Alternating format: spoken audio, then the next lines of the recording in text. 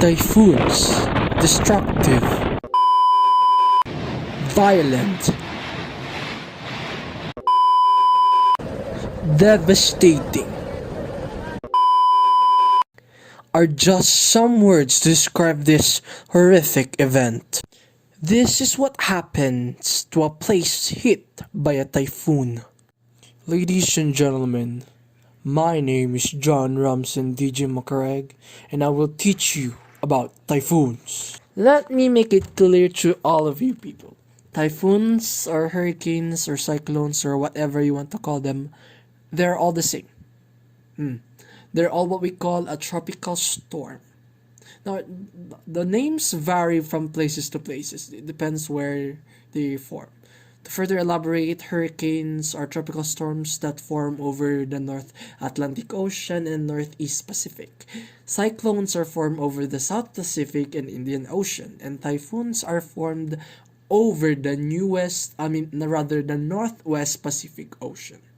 And now that we all know what they all are and that they're all the same, here is how these cyclones, typhoons form. Okay, so firstly, when air from surrounding areas with higher air pressure pushes into the low pressure area, then the new air becomes warm and moist and rises too. As the warm air continues to rise, the surrounding air swirls into takes its place. As the warmed, moist air rises and cools off, the water in the air forms clouds.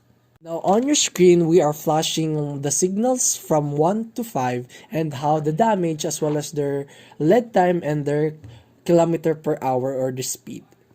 After being done with the storm signals, we can move on to protecting ourselves and what to do during, before, and after a typhoon. What to do before a typhoon? First, watch out for news weather updates on your TV, radio, or the internet. Second, familiarize yourself with the barangay evacuation plan just in case your area gets flooded or something bad happened to your house if you have time to evacuate.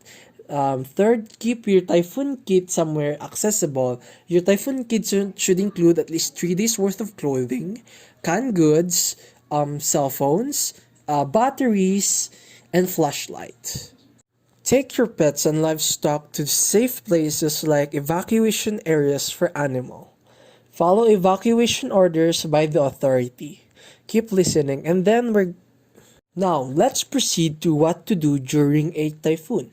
Stay in your home or evacuation centers and keep watch for updates. Second, turn off main switch for utilities like water and electricity.